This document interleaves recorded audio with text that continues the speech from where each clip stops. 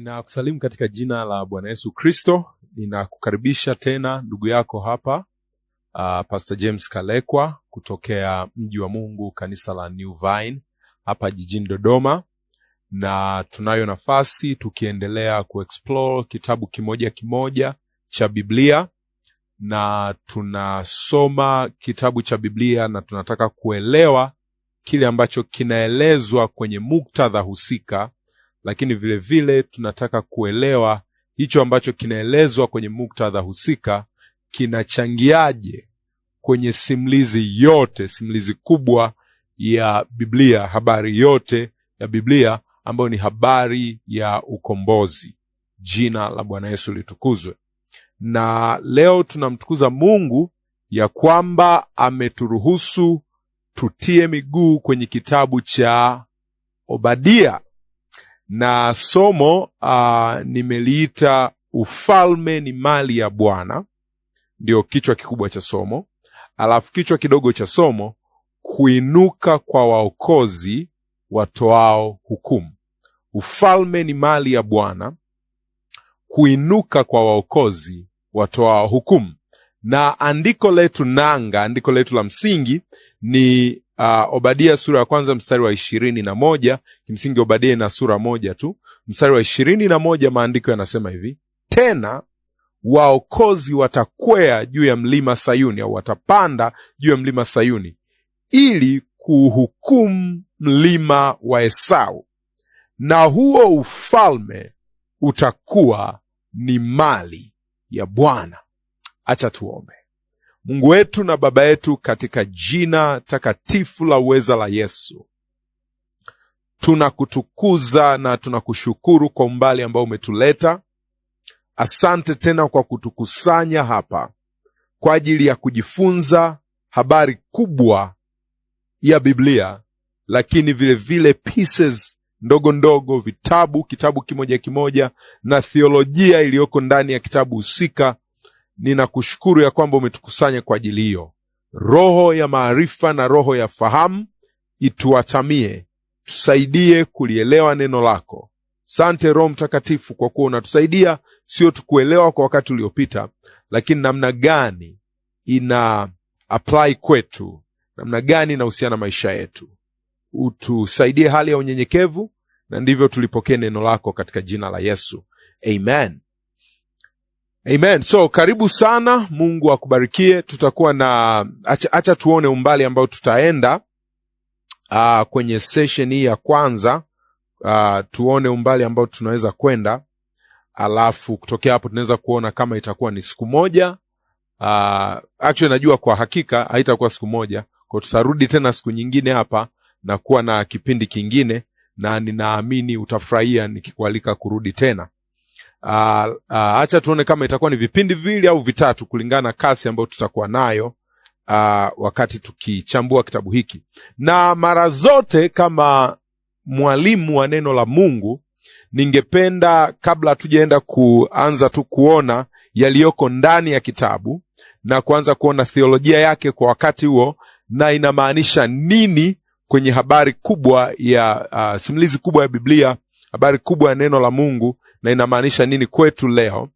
Ningetaka tuwekeze muda kupata taarifa za awali, kama kuweka msingi, ili tutakaposoma sentensi moja tunaielewa kwa upana, sawa sawa na mazingira aliyokuwa nao mwandishi na nyakati alizokuwa nazo mwandishi, na kutokea hapo tunaweza kuchukua kwa ujasiri ya kwamba inamaanisha nini kwetu leo, kwa kuwa tumeelewa ilimaanisha nini kipindi kilichopita. Kitabu cha Obadia ameandika mwandishi anaitwa Obadia. Kwa hiyo kitabu cha Obadia kimeitwa jina la mwandishi ambaye ni Obadia. Na Obadia ni neno la kawaida kwenye utamaduni wa Kiisraeli, utamaduni wa Kiyahudi. Ni jina la kawaida kama ambavyo kuna majina ya kawaida kwenye jamii zetu. Kwa hiyo sio jina la ajabu. Na Obadia maana yake ni mtumishi wa Mungu au mtumishi wa Yawe.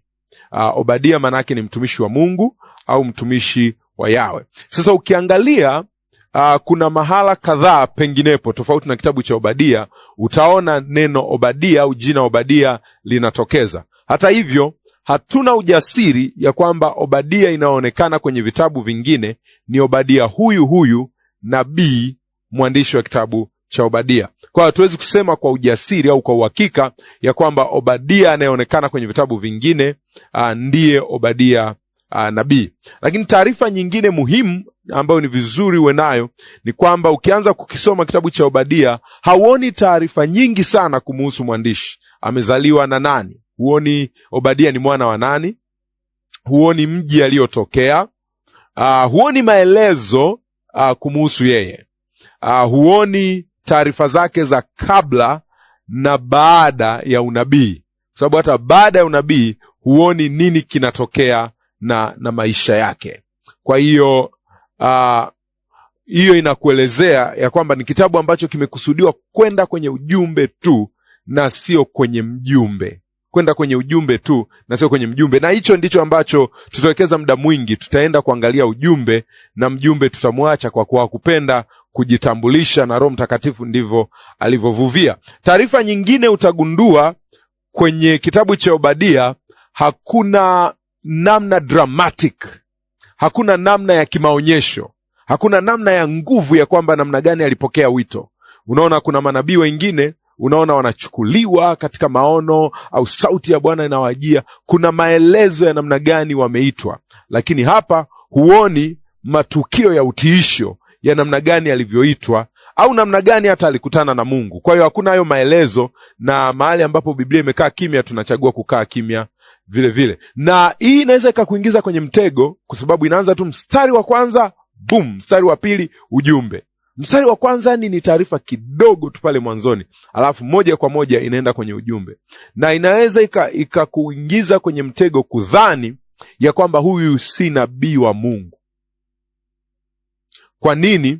Kwa sababu hana matukio ya kutisha juu ya wito wake au namna alivyokutana na Mungu. Na hapa nataka nihubiri kwa sekunde.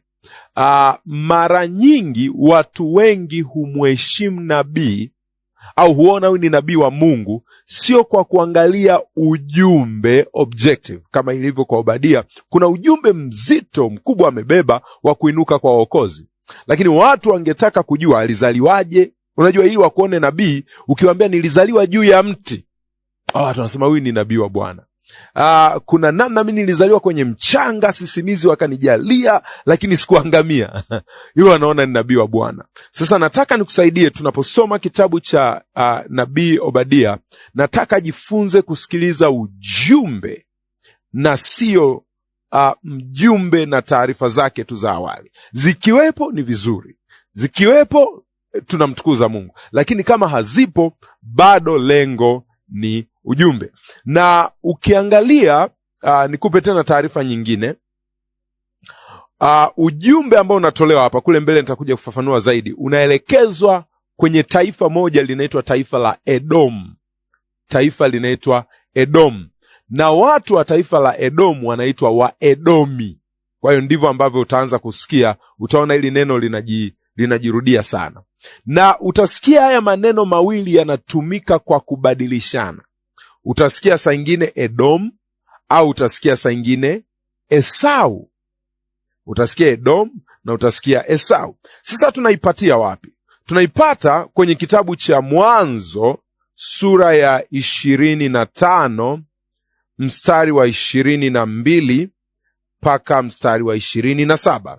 Nataka nikujengee msingi hapo, kama mtu ambaye ninafundisha, na nafundisha kwa utaratibu ili uweze kuelewa. Lengo sio kumaliza notes nizo nazo, lengo tuelewe. Jina la Bwana Yesu litukuzwe.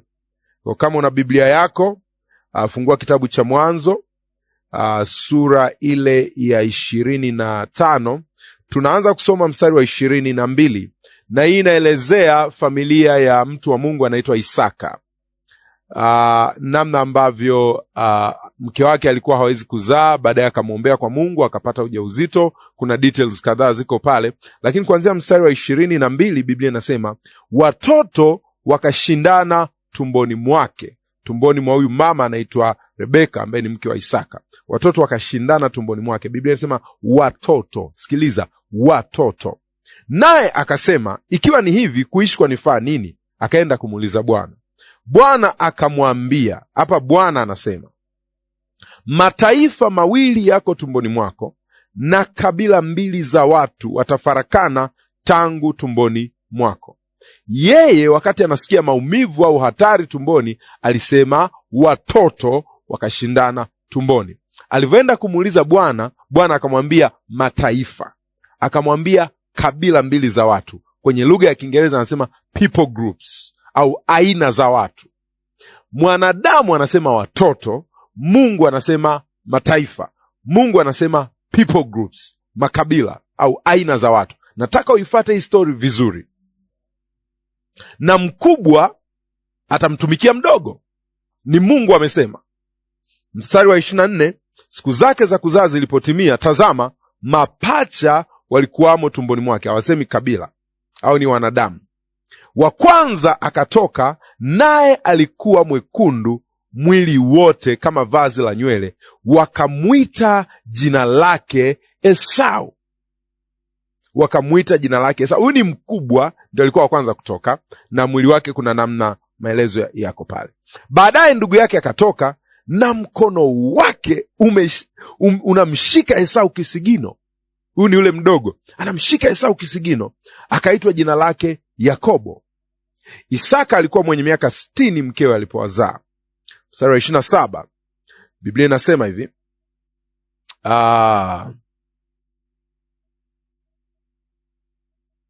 mstari wa 27, watoto wakakuwa. Esau alikuwa mtu ajuaye kuwinda wanyama, mtu wa nyikani, na Yakobo alikuwa mtu mtulivu mwenye kukaa hemani.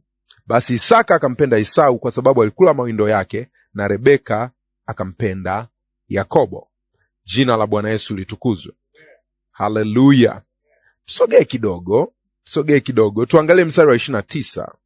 Kuna ubaya, tuangalie mstari wa 29. Nataka tuipate story yote. Biblia inasema hivi, Yakobo akapika chakula cha dengu, Esau akaja kutoka nyikani, naye alikuwa amechoka. Esau akamwambia Yakobo, Yakobo ni mdogo, tafadhali unipe hicho chakula chekundu nile, kwa kuwa ninazimia mimi. Kwa hiyo walimwita jina lake Edomu.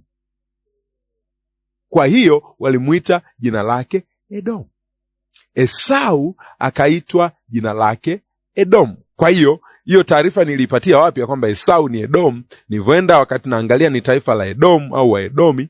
Nani anaitwa Edomu kwenye Biblia? Ni Esau. Bwana Yesu na asifiwe.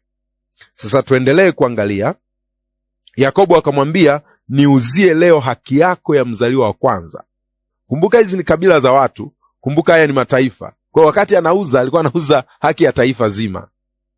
Alafu taarifa zingine ziko hapo. Twende sura 27 ya kitabu cha Mwanzo, tuangalie mstari wa 30 mpaka mstari wa 38. Ni vizuri hizi taarifa za awali ukawa nazo, ili uje ufurahie napoanza kukipakua kitabu cha Obadia. Mstari wa 30, Biblia inasomeka hivi, ikawa Isaka alipokwisha kumbariki Yakobo. Sasa hiki ni kipindi ambacho mzee Isaka anataka kutoa baraka wakati anaondoka kwenye maisha haya. Akamwambia mzaliwa wake wa kwanza Esau, kaniandalie chakula namna niipendayo, uje nile ni furahi nikubariki. Sasa mzee alikuwa juu ya kwamba Esau ameuza haki yake ya mzaliwa wa kwanza. Kisheria ameuza, amefanya biashara na amefanya kiapo mbele za Mungu, ni haki. Mama ana neno la unabii kutoka kwa Bwana ya kwamba mataifa mawili na mkubwa atamtumikia mdogo. Kwa mama akataka kutekeleza neno kutoka kwa Bwana. Kwa akamwambia Yakobo, aisee, kuna baraka zinatolewa, jiandae, kwa sababu ninajua neno linasema huyu anapaswa kutumikie. Kwa hiyo wakajiandaa, na wengi sengine wanahoji kwa nini aliiba baraka. Baraka kama sio stahiki yako zisingempata. Kwa hiyo kisheria, kwa sababu ya kile tumeona kwenye 25, alitakiwa kupata, lakini vile vile kimbadilishano kwa kuuza haki alitakiwa kupata. Kwa hiyo hakuiba baraka, ila hakujua ya kwamba kweli kweli ni haki yake. So baada ya Yakobo kuwa amebarikiwa, Biblia inasema ikawa Isaka alipokwisha kumbariki Yakobo, na alipokuwa Yakobo ndiyo kwanza ametoka mbele ya Isaka baba yake, mara Esau ndugu yake akaja kutoka katika kuwinda kwake. Kumbuka alikuwa ni mwindaji. Mstari wa 31, naye pia amefanya chakula kitamu, akamletea babaye. Akamwambia baba yake, babangu na aondoke ale mawindo ya mwanaye, ili roho yako inibariki. Isaka baba yake akamuuliza, nani wewe? Akasema, mimi ni mwanao Esau, mzaliwa wako wa kwanza. Mstari wa 33, Isaka akatetemeka. Biblia inasema tetemeko kuu sana. Tetemeko kuu sana. Watu wengi hawajui kitu inaitwa baraka. Sio kwamba alitetemeka kwa sababu ya chakula. Alitetemeka, hii baraka imeenda wapi? Ni kitu kilimshok. Tetemeko kuu sana. Akasema, ni nani basi yule aliyetoa mawindo akaniletea? Nami nimekwisha kula kabla hujaja wewe. Nikambariki, naam, naye atabarikiwa. There is no way hii kitu inaweza kuwa reversed.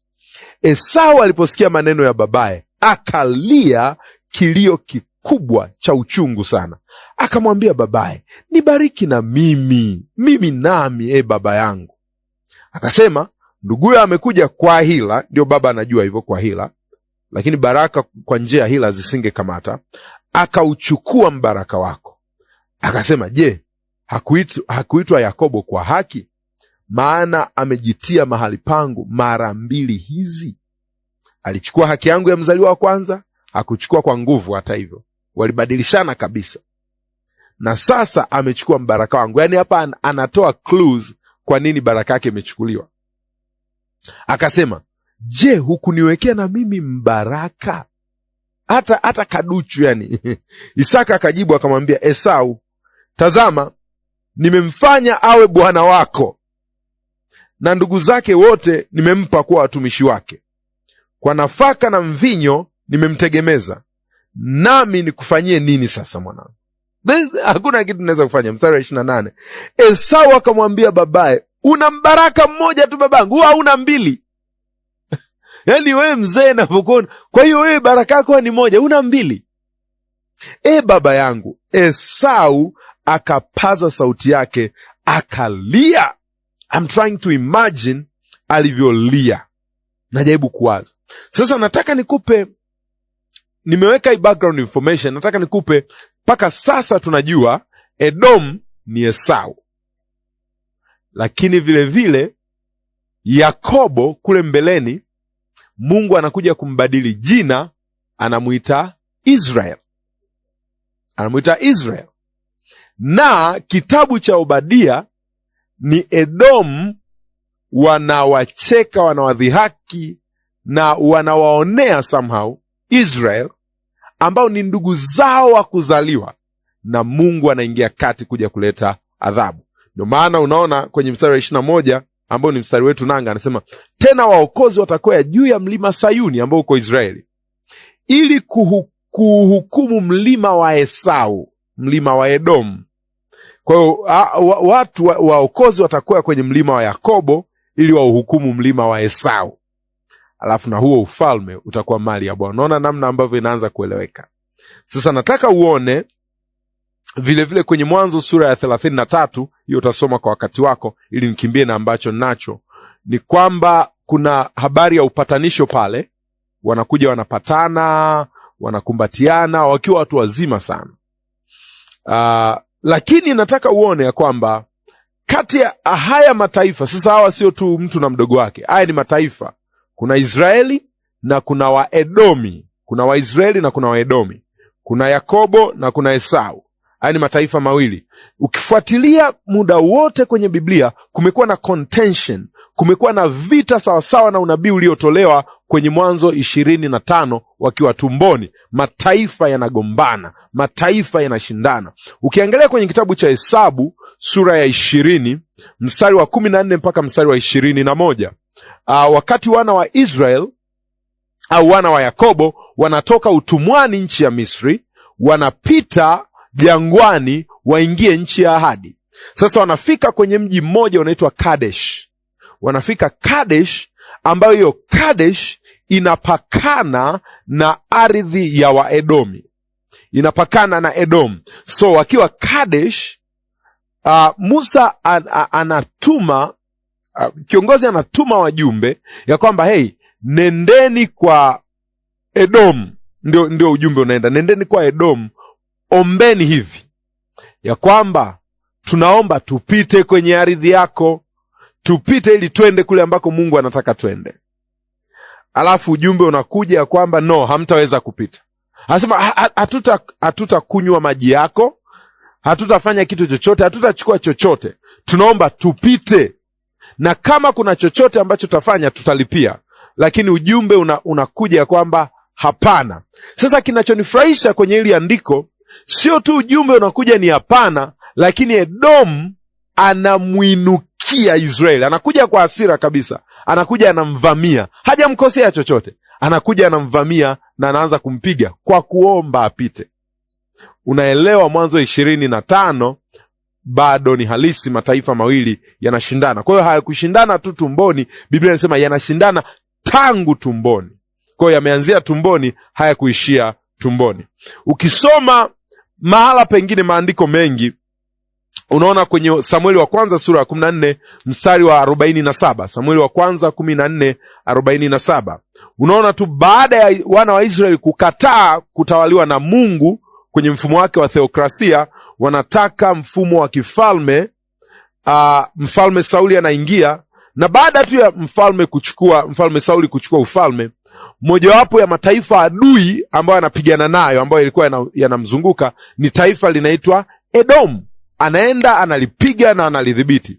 Ukisoma kwenye Samueli wa pili sura ya 8 mstari wa 13 mpaka 14, Samueli wa pili sura ya 8 13 mpaka 14, unaona mfalme anayefuata baada ya Sauli anaitwa mfalme Daudi. Hii ni Israeli, kumbuka.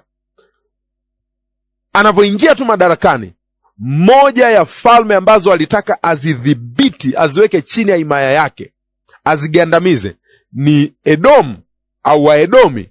Kwa hiyo akawaweka chini ya utawala wake, na namna alivyofanya, alijenga ngome ili aendelee kuwadhibiti.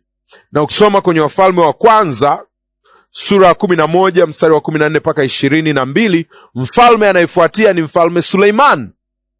Na mfalme Suleiman, nini kinamtokea? Kwa sababu yeye alikuwa sio mtu wa vita sana, anashambuliwa, anakutana na shambulio kutoka kwa Waedomi. Sasa unaweza usione wanatajwa kwa Waedomi, lakini kuna mtu anatajwa hapa anaitwa Hadadi, ambaye anaelezewa Hadadi ni descendant, ni mtu anatokea kwa Edom, ni mzaliwa wa Edom. Kwa hiyo huyu Hadadi hapo mwanzoni alikimbilia nchi ya Misri kama sehemu ya kujificha. Alivyopata habari ya kwamba mfalme Daudi amekufa, Hadadi akaja mbio mbio kwa ajili ya kuja kama kuestablish ufalme, kwa anamshambulia Suleiman. Kwa nini nimetrace haya maandiko yote? Nataka kukuonyesha ule mvutano, ule ugomvi uliosemwa kwenye Mwanzo 25 wa kabila mbili za watu, wa mataifa mawili. Biblia inasema tangu tumboni, kuanzia tumboni, haisemi iliishia tumboni. Unaona hata wakati wanatoka, Yakobo anamshika Israeli, anamshika Edom, anamshika mguu wake. Kwa hiyo mataifa kweli yalishindana tangu tumboni. Na unaona Waedomi wamekaa chini ya taifa la Israel kwa muda mrefu. Lakini ukiangalia kwenye Mambo ya Nyakati wa Pili sura ya 21 mstari wa 8 mpaka mstari wa 10, Mambo ya Nyakati wa Pili Mambo ya Nyakati wa Pili sura ya 21 mstari wa 8 mpaka mstari wa 10. Acha tupate nafasi tuangalie hapo. Ukiangalia hilo andiko itakuonyesha namna ambavyo Waedomi waliasi kutoka kwenye utawala wa Israel. Unaona namna ambavyo Waedomi walijikata, waliondoka kwenye utawala wa taifa la Israel, na sababu kuu unaona ni kwa sababu ya kumwacha Mungu wa baba zao. Ndio ambavyo wanajaribu kujikata kutokea kwa Israel. Kwa hiyo Israel au baadaye nitakuwa natumia Yuda kwa sababu kuna Israeli kaskazini na kusini, na hapa kwenye Obadia tunazungumzia Israeli kusini, kwa sababu inaweza ikatumia neno Yuda isikusumbue. Na Yuda au Israeli na Edom walipakana, walikuwa ni nchi jirani, na Edom ni sawa kusema ni nchi inaitwa Jordan ya sasa. Na mataifa haya mawili, wakati nikimalizia hizi taarifa za awali, mataifa haya mawili, taifa la Israel lilikuwa bondeni chini, alafu taifa la Israel, taifa la Edom lilikuwa juu kwenye milima. Na hizi ni taarifa za muhimu sana, sisemi tu kwa ajili ya kukufurahisha, taarifa za muhimu sana, kule mbele utazielewa. Ilikuwa juu ya mlima. Kwa hiyo nchi yote ilikuwa milimani. Kwa hapa Tanzania, kwa wale ambao wamesafiri kwa basi, ukiwa unatoka mahali pengine popote unaenda sehemu ambazo kwa hapa Tanzania zinajulikana nyanda za juu kusini, sio tu jina, lakini hiyo mikoa iko juu. Ukipitia Dodoma na ukawa unavuka mpaka wa Dodoma, unaanza kuingia mkoa wa Iringa, utaona kama kuna sehemu unaenda bonde, na kwa mtu mgeni ambaye akienda akakaa mbele ya gari akawa anaangalia, ni kama mnaenda kujigonga sehemu. Na kwa ambaye ajui, huwa baadaye mtajigundua kama mmepaa. Bwana Yesu asifiwe. Sasa ni vizuri ukajua jiografia. Kwa hiyo mnaenda namna hiyo, mnatoka Dodoma, ni kama huwa tunaita bakuli la nchi ya Tanzania, kwa sababu Dodoma ni chini. Ukiwa unatoka Dodoma unaenda mkoa wa Morogoro, utagundua tena unapanda juu. Ukiwa unaenda Singida unapanda juu. Ukiwa unaenda Iringa unapanda juu. Kwa hiyo Dodoma ni kama bakuli la nchi. So ukiwa unaenda nyanda za juu kusini, kuna sehemu ambayo utaingia hafu utanyanyuka kwenda juu. So hivyo ndivyo ambavyo Edomu ilikuwa juu na Israeli ilikuwa chini. Hapa ilikuwa bondeni. Sasa Edom, nchi yote ilikuwa ni eneo la milima, na ile milima ni milima ambayo Biblia inaita majabali. Ilikuwa imekaa kwa namna ambayo ni kama ngome, na wao sio tu ilikuwa ni iko namna hiyo kiasili kijiografia, lakini vilevile walienda wakaiboresha ikawa kama ngome kwao, na hiyo ina maana kubwa kule mbeleni, takuja kukuelezea kwa upana. Sasa tuangalie kwenye mstari wa kwanza wa kitabu cha Obadia, sura ya kwanza mstari wa kwanza. Biblia inasema, maono yake Obadia ndivyo asemavyo Bwana Mungu juu ya Edomu. Tumepata habari kwa Bwana, na mjumbe ametumwa kati ya mataifa akisema, haya, inukeni ninyi na tuinuke tukapigane naye. Sasa haraka, kwenye mstari wa kwanza tunaona utambulisho wa nabii, wa mwandishi ambaye pia ni nabii, maono yake Obadia. Kwa hiyo ndio mwandishi na huyo ndio nabii. Alafu tunaona chanzo cha maono au chanzo cha unabii, inasema ndivyo asemavyo Bwana Mungu. Ndivyo asemavyo Bwana Mungu. Kwa hiyo chochote kitakachofuatia usifikiri ni mawazo, ndivyo asemavyo Bwana Mungu. Chochote kitakachofuatia sio hata maoni yangu mimi ninayefundisha, ndivyo asemavyo Bwana Mungu. Hicho ndio chanzo cha maono. Bwana Yesu na atukuzwe. Sasa kule mbele unaweza ukasikia mambo yanakuwa bumpy kidogo, ndivyo asemavyo Bwana Mungu. Na mlengwa au mkusudiwa wa hayo maono au huo unabii, neno la Mungu linasema hivi, asemavyo Bwana Mungu juu ya Edomu. Kwa hiyo mlengwa wa kwanza wa huu unabii au ujumbe ni taifa la Edomu, ndio waliokusudiwa wapokee ujumbe. Nafikiri hiyo ni rahisi namna hiyo. Alafu baada ya hapo tunaenda kwenye ujumbe wenyewe au unabii wenyewe. Unabii wenyewe unasema hivi, tumepata habari kwa Bwana, ambacho ni chanzo. Tumepata habari kwa Bwana. Alafu anasema baada ya kupata hiyo habari inaonekana ya kwamba sio tu habari ambayo itakuja kutokea, ni habari ambayo tayari imeanza kufanyiwa kazi. Anasema hivi, na mjumbe ametumwa kati ya mataifa, sio atatumwa. Kwa hiyo Obadia haonyeshi ya kwamba huu ujumbe ambao tumeupata au ujumbe ambao ninataka kuusema ni ujumbe ambao tunaweza tukajadiliana. Ni ujumbe ambao tayari Bwana ameshaamua na ameshatuma mjumbe kati ya mataifa. Sasa huyo mjumbe ametumwa, anasema hivi, haya, inukeni ninyi, anayaambia mataifa, na tuinuke tukapigane naye. Tukapigane naye nani? Edomu. Kwa hiyo ndio ujumbe ambao mjumbe ameubeba na anayaambia mataifa. Ni kama kusema anaenda ana mobilize, anaenda anahimiza mataifa. Sasa huyu mjumbe saa nyingine ili neno linalotumika mjumbe inawezekana inamaanisha malaika. Kwa Bwana ametuma malaika, anaenda kwenye mataifa mbalimbali, anaambia jamani, inukeni, twendeni tukampige, twendeni tukapigane naye. Lakini vile vile ili neno mjumbe inaweza ikawa inamaanisha mpiga mbiu, the herald, mpiga mbiu, kama inavyosemekana kwenye Habakuki sura ya 2, iandike njozi ifanye kuwa wazi, ili aisomaye apate kuisoma kama maji, ili aweze kukimbia nayo kila aisomaye, au mjumbe aweze kuichukua na kuipeleka. Kwa mjumbe inaweza ikawa inamaanisha mpiga mbiu, lakini vile vile inaweza ikawa inamaanisha malaika.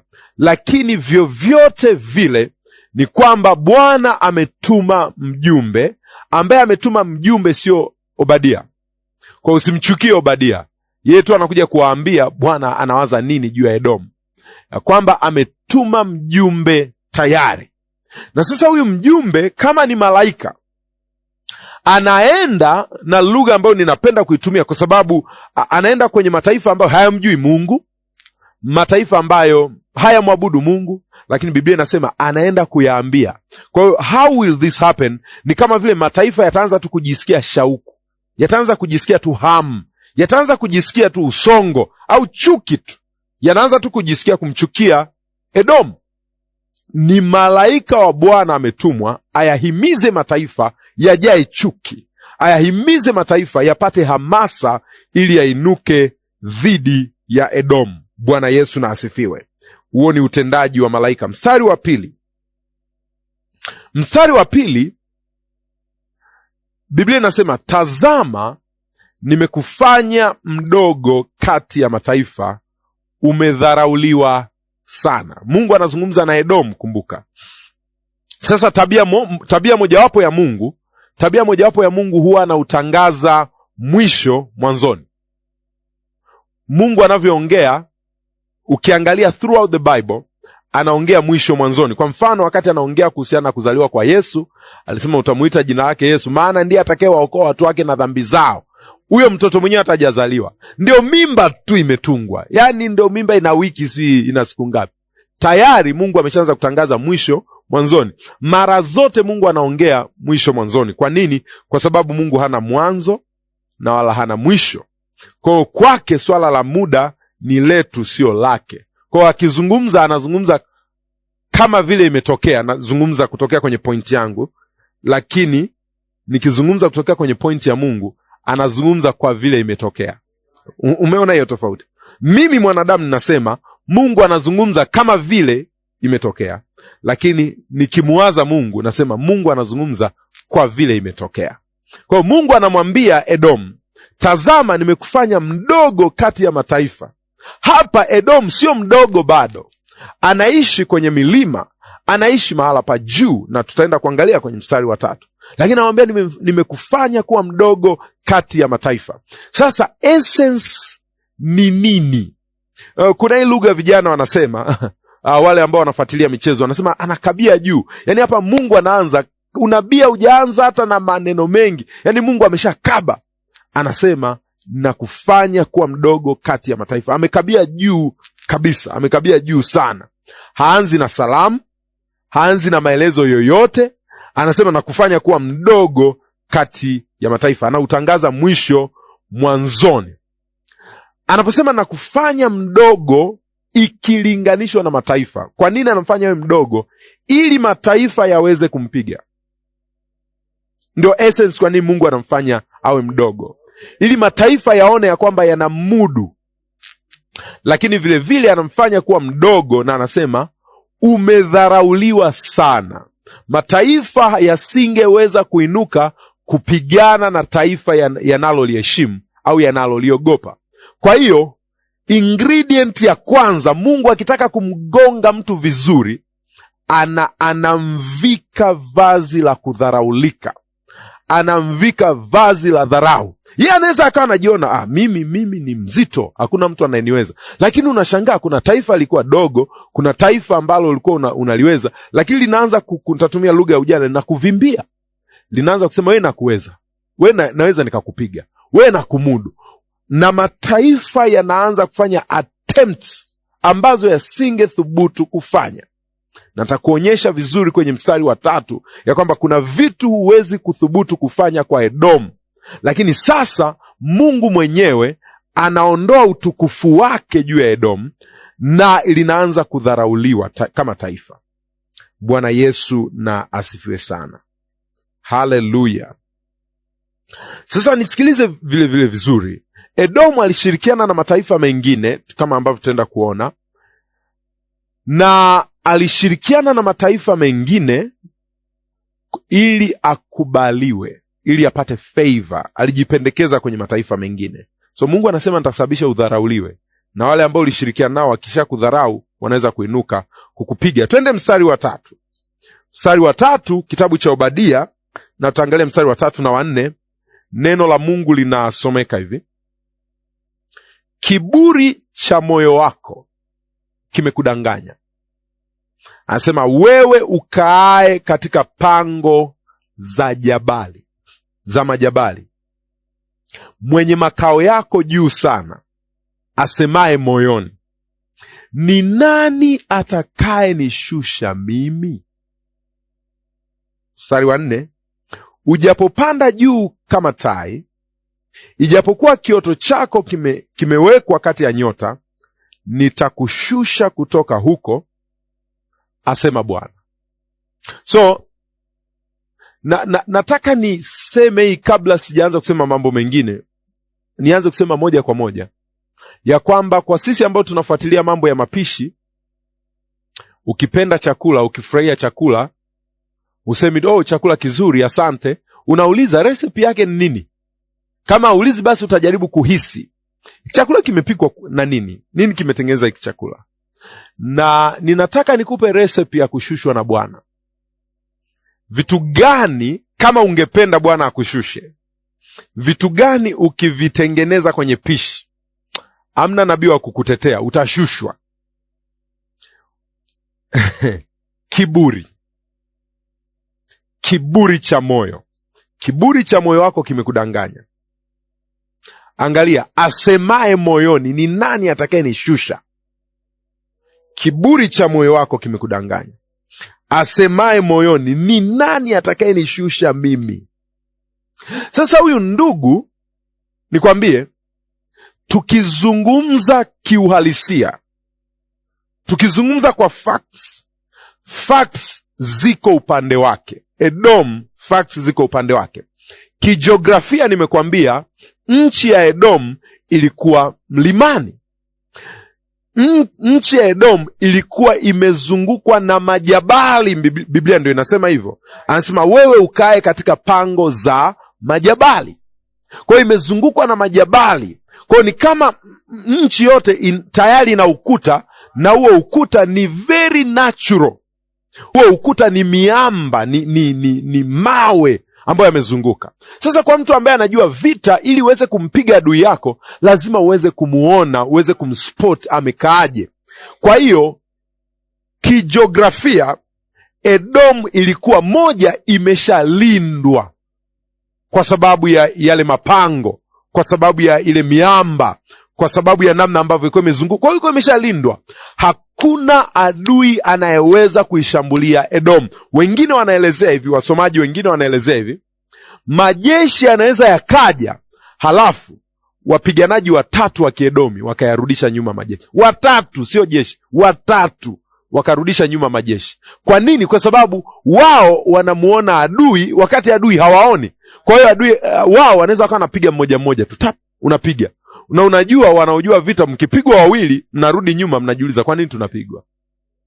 Kwa hiyo basi Edom ilikuwa na ulinzi wa asili, very natural security, na walikuwa mahali ambapo pana faida, walikuwa kwenye advantageous position kijiografia. Lakini mbili, sio tu walikuwa na ulinzi, lakini vile vile walikuwa na uwezo wa kushambulia adui zao bila wao kudhuriwa kwa namna yeyote. Ndio maana Biblia inasema haya maneno hayatumiki kama mapambo: wewe ukaae katika pango za jabali, mwenye makao yako juu sana. Wewe ukae katika pango za majabali, mwenye makao yako juu sana. Ilikuwa ni kweli, hayo ndio maelezo. Sasa huyu mtu sio kwamba anajivuna, ndivyo alivyo, kwamba kweli yuko mahali pa mapango, yuko mahali pa juu. Sasa aliyetengeneza hiyo faida ya kijiografia, aliyeumba hiyo milima, aliyeumba hayo mapango, hizo rocks, hizo Petra, kwa sababu moja wapo ya mji unaitwa Petra, ambayo inamaanisha mwamba, maana moja wapo. Aliyeumba ni Mungu mwenyewe. Lakini Edomu anauliza nani? Anauliza kwa moyo wake, nani atakayenishusha mimi? Asijue ya kwamba Edomu hakuwa hapo tangu kuzaliwa kwake. Kwa hiyo atakaye kushusha ni aliyekupandisha. Kuhoji ya kwamba nani atakayenishusha ni dalili ya kusema ya kwamba sitambui ya kwamba kuna aliyenipandisha, sitambui kuna aliyeniweka. Nisikilize mtu wa Mungu, nihubiri kwa sekunde kadhaa ya kwamba kuna mahali Mungu amekuweka. Unaona, kuna wengine wamezaliwa tu hivyo, yaani hakuna bidii uliofanya kuzaliwa na mzazi ambaye anaweza akakupatia mahitaji yako yote. Kuzaliwa mahala au kwenye mahala penye nafasi namna hiyo, hukuchagua, hukuomba, hukusihi, lakini eti unaweza ukahoji. Kuna wengine ni kwa sababu ya neema za Mungu na rehema za Mungu akakuchukua, kama ambavyo anamwelezea Daudi, kutoka mazizini, akakuchukua kutoka mavumbini, akakuketisha mahala fulani, akakuingiza kwenye nchi fulani, akakuingiza kwenye hadhi fulani, kwenye kiwango fulani. Halafu baada ya kufika hapo, kwa sababu ya advantages ulizonazo, ama kwa sababu ya cheo, kwa sababu ya nafasi, kwa sababu ya nguvu na uwezo, kwa sababu ya fedha, kwa sababu ya mamlaka, kwa sababu ya utiisho ulionao, eti au kwa sababu ya elimu, kwa sababu ya ujuzi, kwa sababu ya mali ulizojikusanyia, eti unafika mahali pa kuhoji, ni nani atakaye nishusha mimi? Nimekupa recipe ya kuanguka. Kiburi kitakushusha na hakuna atakaye kusaidia. Mungu mwenyewe atakushusha. Bwana Yesu na atusaidie sana. Kwa hiyo unaona, Waedomu kwa sababu ya mahali walipo wanasema, well, tuna ulinzi mkubwa, well, tunaweza tukampinga yeyote anayekuja kutushambulia. Nani anaweza kutushusha? Wako juu, Israeli wako chini. Wako kwenye miamba, Israeli wako chini. Ngoja nikuambie kidogo kuhusiana na Waedomu. Miji iliyoko ambayo ilikuwa kwenye nchi ya Edom, kuna mji unaitwa Sela, Sela, au jina jingine ni Petra, maana yake ni mwamba. Na nahitaji hii sio kuonyesha kwa sababu nimesoma jiografia, kuna kitu nataka kuonyesha. Kuna mji unaitwa Bozra, baadhi ya miji mikubwa, na kuna mji unaitwa Temani. Sasa Temani, na kule mbele nitakuja kufafanua zaidi, kuna jina nitalitumia hapa sasa hivi, kule mbele tutalifafanua zaidi. Temani ni mji ambao ulijulikana kwa hekima. Temani ni mji ambapo wanatoka watu wenye hekima, watu ambao walifahamika kwa uwerevu, cunning, kama nyoka, wanatokea mji unaitwa Temani. They are cunning, wise, ni watu wenye akili kama nyoka. Sasa kwenye Biblia, kwenye kitabu cha Ayubu, kuna mtu mmoja anaitwa Elfaz, kati ya marafiki ambao walikuja kuzungumza na Ayubu. Huyu ndugu anaitwa Elfazi Mtemani, Elfazi mwenye hekima, anayetokea mji wa hekima. Ndio maana alipokuja kumshauri Ayubu, alikuja amebeba utajiri wa hekima kuweza kumnasua kutoka kwenye hayo majanga. Sasa hawa watu sio tu wanajivuna kwa sababu ya mahali walipo, lakini wanajivuna kwa sababu ya wingi wa hekima waliojikusanyia. Wamejikusanyia hekima ambayo inawasababisha waishi duniani vizuri, waishi na watende vyema. Ni mambo ambayo wanajivunia nayo. Tuangalie kwenye kitabu cha Mwanzo sura ya 32. Kuna vitu ni justify kwa maandiko kwa haraka. Mwanzo sura ya 32. Ningeweza kuonyesha maandiko mengi, nitakuonyesha maandiko mawili tu ili niweze kuonyesha kweli walikuwa kwenye mlima na ni mahali pa ulinzi. Mwanzo 32 mstari wa 3, Biblia inasema, basi Yakobo akapeleka wajumbe mbele yake kwenda kwa Esau nduguye mpaka nchi ya Seiri katika nyika ya Edomu. Sasa ili kuonyesha ya kwamba hii ilikuwa ni milima, kwa wale ambao tayari wanajua Biblia, wanajua Seiri, kuna mlima unaitwa mlima Seiri. Kwa Yakobo alipeleka watu mpaka nchi inaitwa Seiri, ni mji mmoja wapo ambao ulikuwa kwenye nyika ya Edomu. Angalia sura ya 36 ya kitabu cha Mwanzo. Tuangalie mstari wa 8 mpaka mstari wa 9. Kuna vitu nataka tu kujustify kwa maandiko ili uwe na ujasiri. Yakobo akakaa katika mlima Seiri mkato. Mstari wa 8. Esau akakaa katika mlima Seiri mkato. Esau ndiye Edomu. Nakumbuka. Mstari wa 9. Hivi ni vizazi vya Esau baba ya Edomu katika mlima Seiri. Kwa hiyo nataka kuonyesha ni kweli walikuwa mlimani, na ni kweli Edomu ni Esau, na ndiko walikokuwa nakaa.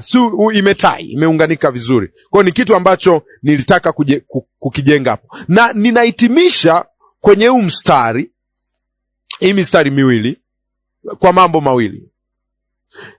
Mstari wa 4 inaendelea kufafanua namna ambavyo wameinuka. Anasema, ujapopanda juu kama tai, ijapokuwa kioto chako kimeweka kati ya nyota, sababu tai anaonekana yuko juu sana.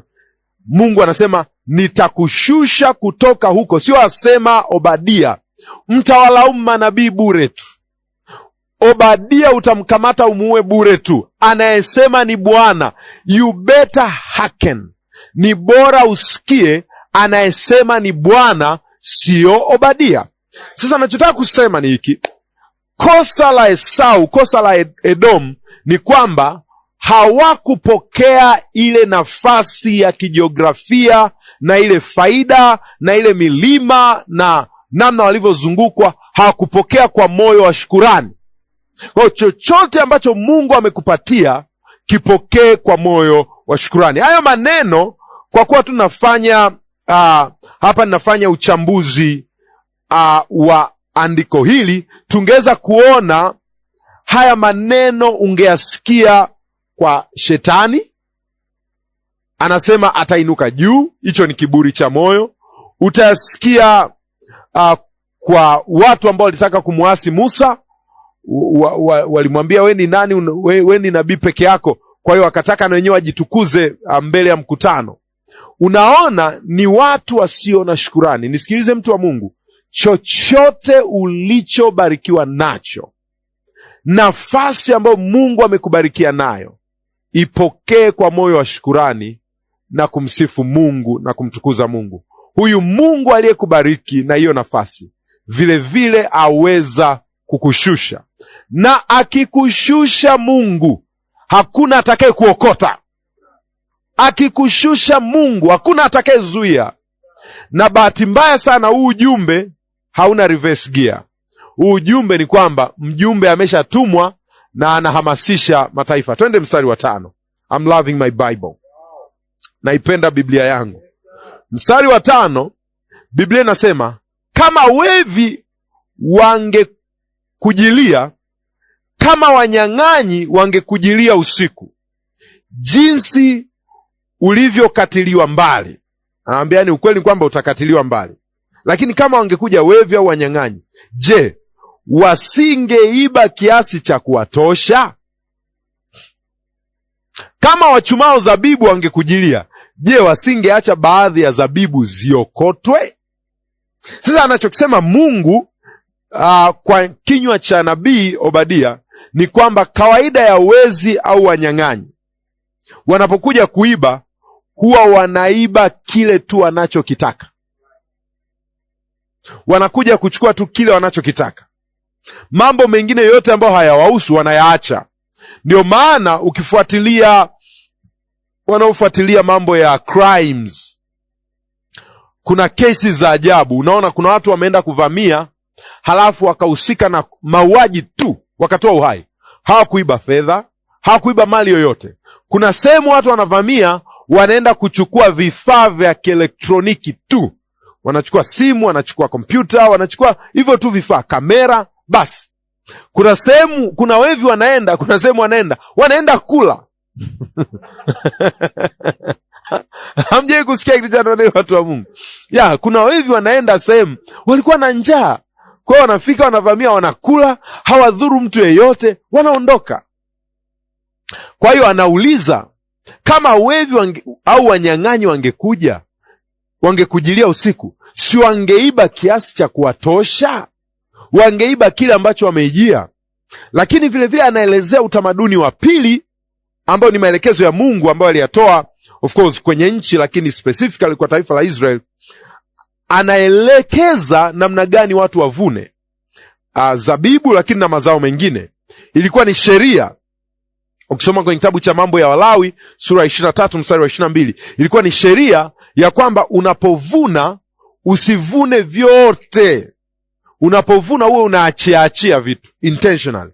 Kwa hiyo labda unavuna, alafu kama unavuna mahindi unaacha mabua kadhaa, unaenda unavuna, kwa unakuwa unayaacha mahindi mengine unayadondosha. Ilikuwa ni kwa ajili ya nani? Unapoyadondosha ilikuwa ni kwa ajili ya makundi matatu. Moja ilikuwa ni kwa ajili ya wajane, 2 ilikuwa ni kwa ajili ya yatima, 3 ilikuwa ni kwa ajili ya wageni. Kama ujui wageni nani? Wakimbizi. Hii ni namna ambavyo Mungu aliset economy, uchumi, wahitaji wahudumiwe, watu ambao hawana mashamba, watu ambao hawana watu wa kuangalia. Mungu mwenye haki, namna ambavyo alitaka kuwasaidia watu, aliwaambia wenye mali, acheni dondosha vitu njiani. Na ukifuatilia habari unaweza ukaikuta namna ambavyo Daudi, mfalme Daudi aliwaambia watu wake waachiachie. Alafu kuna mtu mpumbavu ambaye mke wake anasema ni mpumbavu na jina lake ndivyo lilivyo. Ni nani? Sasa huyu mwanaume mpumbavu, watu wake waliachiwa masazo ya chakula, halafu anashindwa kumtambua. Ndio. Anashindwa kumtambua mfalme.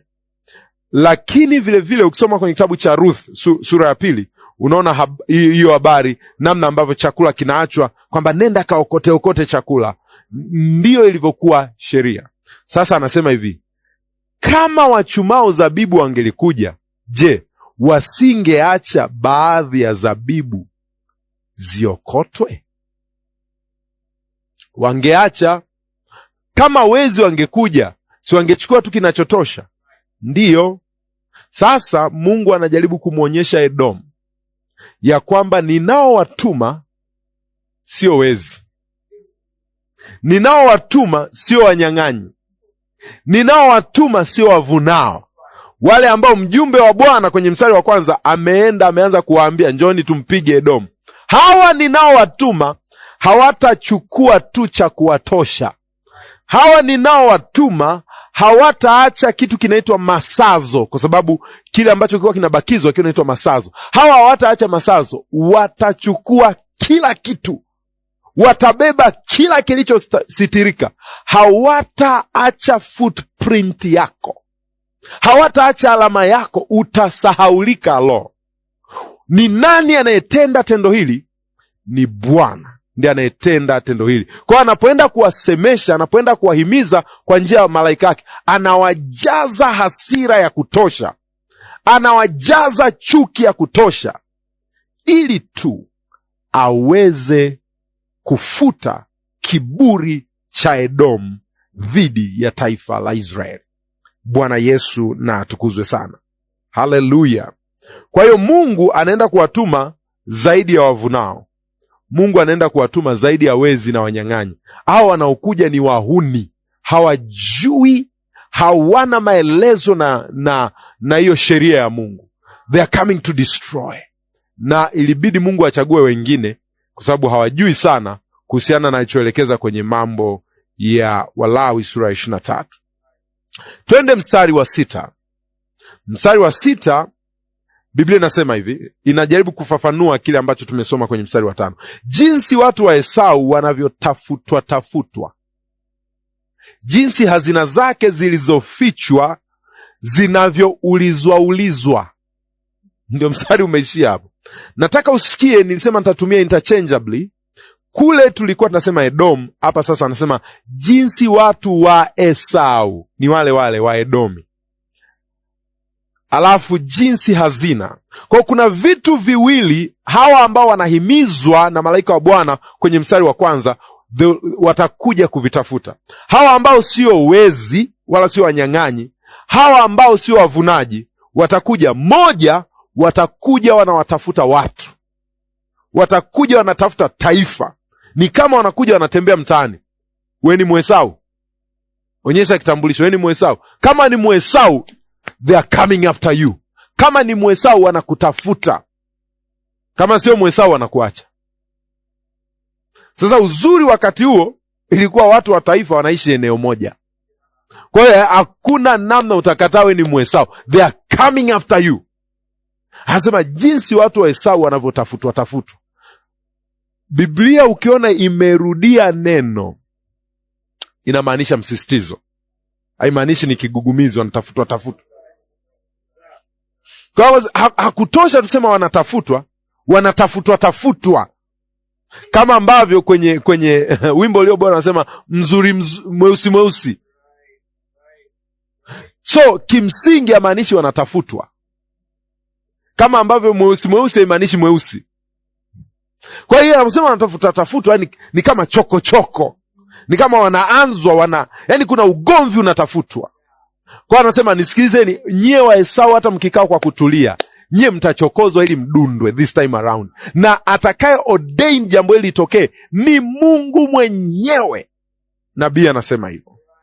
Kwa hiyo watu wanatafutwa. Jambo la pili linalotafutwa ni hazina.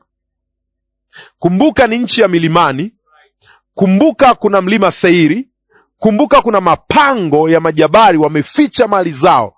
Anasema hizo mali zinaulizwa. Kwa hiyo hawa watu sio kama uwezi ya kwamba watachukua kinachowatosha. No, watauliza zingine ziko wapi. Hawa sio kama wavunao kwamba wataacha, watasaza. No. Watachukua kila kitu. Lengo ni kufuta traces, ni kufuta footprint, ni kufuta ya kwamba mliwahi kuishi, ni kuondoa mliwahi kuishi. Na Mungu anachopambana nacho, Mungu anapingana na kiburi. Na ukifuatilia kwenye Biblia, hii ni biblical theology ya kwamba muda wote Mungu hupingana na kiburi. Biblia inasema Mungu huwapinga wenye kiburi, bali huwapa wanyenyekevu neema. Sikiliza, anayewapinga ni Mungu, anayewapiga ni Mungu, anayewashusha ni Mungu, anayewapiga wenye kiburi ni Mungu. Kwa hiyo ukiona watu wameanza kujawa na kiburi, ujue Mungu anawachocha. Nitatumia lugha ya Kikenya. Mungu anawapamba vizuri, anahakikisha kiburi kimekolea ili aje wakaange kwa mafuta yao wenyewe. Bwana Yesu na atusaidie sana. Mungu huwapinga wenye kiburi, bali huwapa wanyenyekevu neema. Kwa namna ambavyo mataifa yatakuja kutafuta watu wa Esau, na yatakuja kuuliza, hazina zilizofichwa kwenye mapango, na watahakikisha hazina zote walizojikusanyia wa Esau, ambazo ziliwapa kiburi, ambazo ziliwapa majivuno, ambazo ziliwapa majisifu ya kwamba tuna mali nyingi, tuna dhahabu nyingi, tuna utele mwingi, zitahakikishwa na hizo nazo zinaondolewa, zinateketezwa, zinachukuliwa ili kuondosha kiburi chao. Mstari wa 7 anasema, watu wote wa mapatano yako wamekufukuza hata mipakani. Wale waliofanya amani nawe wamekudanganya na kukushinda. Walao mkate wako wameweka mtego chini yako, wala hana ufahamu wa hayo ndani yake. Takuonyesha makundi matatu ya watu. Kuna watu wanaitwa watu wa mapatano. Wale ambao wamesoma historia watakubaliana na mimi, wakati wa vita kuu za dunia kuna kambi zilitengenezwa, na hizi kambi ni kambi ambazo zinakubaliana kifalsafa, na hiyo ilikuwa ni falsafa ya kiuchumi. Namna gani uchumi uendeshwe, namna gani maisha yaendeshwe. Kwa hiyo wanatengeneza kambi, na hiyo wanalinda falsafa yao, na wanajaribu kutafuta mataifa mengine ambayo yanaunga mkono falsafa yao, wanayalinda. Na vile vile kambi nyingine inafanya hivyo hivyo, wanajitengeneza wenye falsafa moja, wanatafuta watu ambao wanaunga mkono falsafa yao, wanawalinda. Sasa hiyo hali ya kuunda hiyo kambi ambayo mtalindana, mtasemeana vizuri, mtabadilishana silaha, mtabadilishana wanajeshi, mtalindiana mipaka, na yeyote ambaye utamgusa kwenye kambi yetu ya kifalsafa tutakuja na kukupiga. Sasa anasema watu wa mapatano, ambao ni watu ambao mko kambi moja ya kifalsafa. Nisikilize, hautafukuzwa na adui, unafukuzwa na watu wa mapatano. Anasema watu wa mapatano yako wamekufukuza hata mpakani. Yaani wale ambao walipaswa wakulinde usifukuzwe ndio wanakufukuza. Kule mbele, kumbuka, anasema wala hana ufahamu wa hayo ndani yake. Yaani hajui. Na by implication, Mungu akitaka kumwangusha mtu mwenye kiburi, huwa anasababisha ajione, ajae gesi, ajae upepo, ajae ujinga, ajivune, asijue ya kwamba analiwa njama. Watu wa mapatano yako wamekufukuza hata mipakani. Ni neno la unabii, ni neno la unabii wa Obadia, sio wangu. Ni neno la unabii wa Obadia, sio wangu. Watu wa mapatano yako wamekufukuza hata mipakani. Watu wanaojua vita vizuri wanajua ya kwamba ambaye humwangusha mtu ni mtu wa ndani. Yesu anasema adui wa mtu ni watu wa nyumbani mwake mwenyewe. Kwa wale wanaojua vita wanaita safu ya 5. Huyo mtu anaitwa safu ya 5. Fuatilia watawala wa dunia hii, tukiachana na Obadia sasa. Angalia mtu kama Kanal Muammar Gaddafi. Kina nani waliohusika? Ni watu wake wa ndani. Mpaka anasema vijana wangu, alikuwa analalamika, vijana wangu nioneni huruma. Watu wake wa ndani ndio walimkamata. Ndivyo ilivyokuwa kwa kina Saddam Hussein.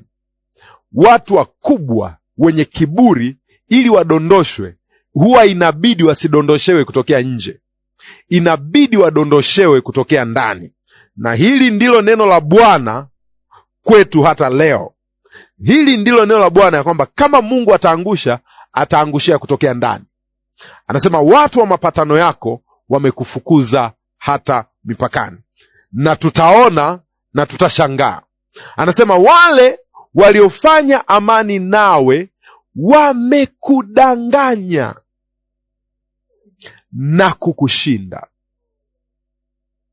anaonyesha kundi jingine la watu wanaitwa waliofanya amani nawe.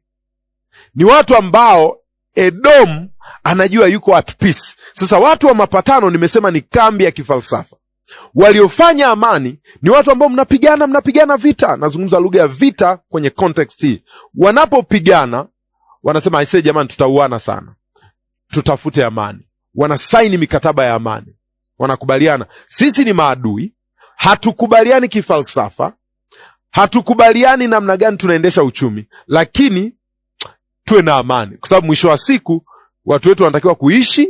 Saa ingine labda kuna maji tunayatumia pamoja, saa ingine kuna vitu ambavyo tunashare.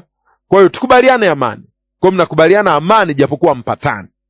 Kwa hiyo mnaenda mezani na adui zako, mnakubaliana amani. Sasa Edomu anaambiwa, hey, hao watu walikudanganya, hawakumaanisha amani, walitaka ushushe silaha ili wakugonge. Kwa sababu anasema wamekudanganya na kukushinda, wamekudanganya na kukushinda. Ila Mungu atahakikisha unasikia ni amani, unasikia mmepatana. Alafu anasema walao mkate wako wameweka mtego chini yako. Hili ni kundi la tatu. Kuna watu wa mapatano, kuna wale uliofanya nao amani, alafu kuna walao mkate wako. Hawa walao mkate wako ni watu ambao wananufaika, ni watu ambao wanatajirika, wanastawi kwa sababu ya uwepo wako. Sasa ili uweze kunielewa, niweke kwanza pembeni lugha ya Obadia, nitumie lugha yako. Machawa, hawa ndio walao mkate wako. Ni machawa. Anasema hivi, hao machawa, hawa ambao wanakula mkate wako, wameweka mtego chini yako. Halafu anajumlisha haya mambo matatu: watu wa mapatano, waliofanya amani nawe, na machawa wako au walao mkate wako. Anasema hivi, wanakutendea yote hayo, wala huna ufahamu wa hayo. Hujui nini kinaendelea, hujui nini kinaendelea, hujui nini kinaendelea. Bwana Yesu na atukuzwe sana, Bwana Yesu na asifiwe sana. Sasa kwenye historia inaonyesha kwamba taifa la Israeli, na kule mbele nitakuja kuonyesha wakati nasema kwa nini wanapewa hii adhabu. Taifa la Israeli lilipovamiwa, likashambuliwa na maadui zake, Edom aliinuka akacheka, akafurahi, akasema vizuri. Na kuishia tu kucheka, alirudi nyuma, kwa sababu hao waliokuwa wakivamiwa walikuwa wanaacha masazo na walikuwa wanaacha masalia. Masazo ni mali na chakula, masalia ni watu walemavu, wazee, wajawazito na watoto. Makundi maalum walikuwa wanaachwa ili nchi iendelee tena kuzaliana. Sasa Edom ilivyoona Israeli wamepigwa, nao wakashuka mlimani, wakaja wakachukua masazo, wakaja wakaua masalia. Wale adui wa Israeli walipoona Edom wamefanya hivyo, wakamwambia vizuri sana, kama umeweza kumpiga kakako vizuri sana. Hao ndio wanaitwa watu wa mapatano yake, na hao ndio watu waliofanya nao amani, na hao ndio watu wanaokula mkate wake. Sasa hao the very people ambao walishikana naye mkono kwa sababu alishiriki kuua ndugu yake Israeli, kuharibu nchi ya ndugu yake, hao watakuja kumharibu yeye, watu wa mapatano yake. Twende mstari wa 8 na wa 9, alafu tutahitimishia hapa. Siku hiyo, siku maalumu ambayo imetengenezwa, sijui tarehe yake, sijui jina lake, imeitwa siku. Na ukisoma kwenye Biblia utagundua kuna, na hata hapa nitakuja kuonyesha labda siku inayofuata kwenye kipindi kinachofuata au cha 3 kana nazungumzia wokozi. Kuna siku inazungumziwa inaitwa siku ya Bwana. Haijulikani ni tarehe ngapi, lakini ni wakati uliokubalika. Haijulikani ni tarehe ngapi, ila wakati hasira ya Bwana imejaa. Hatuwezi kusema ni mwezi wa ngapi, lakini ni wakati, ni moment, ni kairos, moment. Anasema siku hiyo, je, sitawaangamiza watu wenye akili katika Edomu? Nakumbuka kuna mji unaitwa Temani na una watu wenye akili na una watu wenye hekima. Anasema siku hiyo atakachokifanya, ataangamiza watu wenye akili, ataangamiza think tanks, ataangamiza washauri walioko kwenye Edomu na wenye ufahamu katika kilima cha Esau, asema Bwana. Mstari wa 9, na mashujaa wako, Temani, watafadhaika, hata iwe kila mtu akatiliwe mbali na kuuawa katika kilima cha Esau. Nataka usikie kuna makundi mawili ambayo Mungu anasema yataangamizwa kwa hakika. Haya ndiyo chanzo cha nguvu, chanzo cha kiburi cha Esau, chanzo cha kiburi cha Edomu. Kundi la kwanza wanaitwa wenye akili na wenye ufahamu. Hawa ni watu ambao wanakaa, labda wanatunga sera, wanashauri, ni watu ambao wana mbinu, ni think tanks, na sio kwa sababu ni wajinga, ni wenye akili kweli. Sasa ili Mungu amwangushe mtu, anakataga kwanza akili yake. Kwa hiyo Mungu anasema ataanza kuangamiza hao ili kuleta panic. Alafu 2, anaangamiza mashujaa. Mashujaa ni watu wanaopigana vita. Sasa nisikilize, kwenye lugha nyingine huku duniani au kwenye lugha ya ulimwengu wa kompyuta kuna kitu tunaita softwares, alafu kuna hardwares. Sasa Mungu anasema hivi, mtapiga software, mtapiga na hardware. Hauna kompyuta. Atapiga softwares, atapiga ile engine ile ambayo inafikiri ndani ya kompyuta. Alafu akimaliza anakuja kupiga ile kasha, pa pa pa pa. Manake ameua kompyuta yote. Ndicho Mungu anachokisema. Alafu anasema hivi, akishaua software na hardware, nini kitatokea? Hata iwe kila mtu akatiliwe mbali kwa kuuawa katika kilima cha Esau. Nikishaua hao wawili, nikishapiga wenye ufahamu na wenye akili, na nikapiga mashujaa, au wengine wote hao wanachinja. Inakuwa ni kazi rahisi sana. Bwana Yesu na atukuzwe sana. So nataka uone ya kwamba kuanzia mstari wa 1 mpaka mstari wa 9, Mungu ana pronounce, anatangaza adhabu juu ya taifa la Edom. Sasa mistari inayofuatia, kuanzia mstari wa 10, mistari inayofuatia inaanza kutuonyesha kwa nini Mungu anaiadhibu Edom. Mstari unaofuatia kuanzia mstari wa 10 anaanza kuonyesha kwa nini. Kwa mfano mstari wa 10 anasema, kwa sababu ya udhalimu aliyotendwa ndugu yako Yakobo, aibu itakufunika, nawe utakatiliwa mbali hata milele. Anasema kwa nini, na hicho ndio kitakuwa kipindi kinachofuata. Lakini sasa nitaka uone Mungu anaitangaza adhabu, anautangaza mwisho mwanzoni.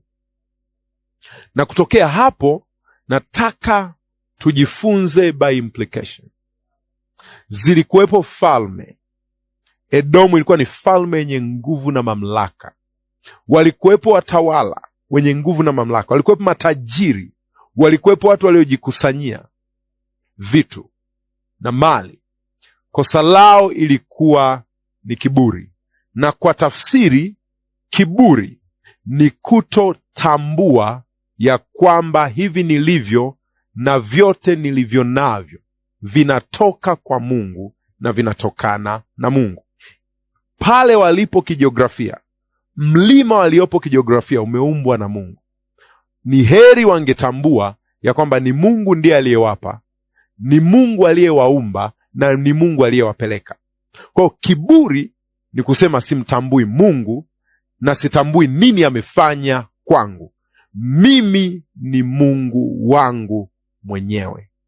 Na ukifuatilia theolojia ya Biblia inaonyesha hicho ndicho kimekuwa kikiendelea kwenye moyo wa mwanadamu yeyote. Hiyo ni njaa ya mwanadamu. Kwenye kitabu cha Mwanzo sura ya 3, adui anapomfuata mwanadamu wa kwanza, Hawa na mume wake, anasema ya kwamba mkila tunda, Mungu anajua mtakuwa na akili, mtakuwa kama Mungu. Ukweli ni kwamba walikuwa kama Mungu kwa sababu waliumbwa kwa sura na mfano wa Mungu. Anasema mtakuwa kama Mungu, mkijua mema na mabaya, mkiamua mema na mabaya. So you decide ya kwamba kuanzia leo haya ndiyo mema na haya ndiyo mabaya. Mtu ambaye anaweza akaamua ya kwamba ninaamua yale ambayo tunayajua by moral standards ya kwamba ni mabaya, yeye anasema hayo ni mema, na by moral standards yale ambayo ni mema anasema ni mabaya, huyo ni ndugu Mungu, kwa sababu anayeamua mema ni yapi na mabaya ni yapi ni Mungu. Na hiyo ndio tafsiri ya kiburi. Hawa watu wa Mungu wa Edomu wamejaa kiburi. Na nataka nikwambie ndugu yangu, wakati tunaendelea na somo hili ya kwamba ufalme ni mali ya Bwana, kuinuka kwa waokozi wanaotoa hukumu, nataka nikuhimize usijisahau, falme ni mali ya Bwana. Vyote ulivyo navyo, ofisi ulionayo, elimu ulionayo, mali ulionayo, tambua haukujipa wewe. Uhai ulionao, tambua haukujipa wewe. Falme ni za Bwana. Kama hautatambua leo, badala yake Bwana mwenye falme atainua waokozi, wataanza kutamka hukumu juu yako, na utakuwa ni mwisho wako. Moyo wangu na kilio changu tunapoendelea kujifunza ni kwamba ugeuke, utubu, utambue ya kwamba falme ni za Bwana, na huenda Bwana asiinue waokozi kuja kuhukumu, wainuke kwenye mlima wa kuhukumu.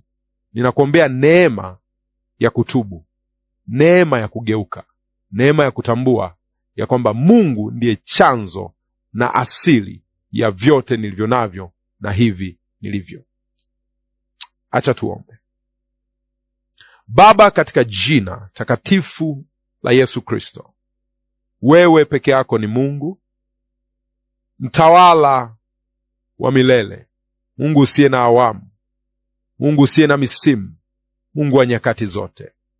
Falme ni zako, ufalme ni wako, kama ulivyotuelekeza tuombe, kwa kuwa ufalme ni wako, na nguvu na utukufu na hata milele. Ninaomba utusaidie kujenga hali ya unyenyekevu. Unyenyekevu sio kuongea kwa sauti ya chini. Unyenyekevu ni kutambua ya kwamba ufalme ni wako, inatoka kwako na inatokana na wewe. Saidie kila anayenitazama kufikiri tena, aifikirie toba, katika jina la Yesu Kristo, amen. Amen. Nimefurahi kwa ambao tuko hapa pamoja na mimi, lakini nimefurahi kwa wewe ambaye unanifuatilia. Ninakuombea kwa Bwana ya kwamba Mungu atayajenga maisha yako, atayaweka into perspective. Lakini vile vile nikukaribishe kwenye sehemu ya pili ya somo hili, ufalme ni mali ya Bwana, kuinuka kwa waokozi watakao hukumu. Iwe amani, utele na utoshelevu kwenye kila eneo la maisha yako. Shalom.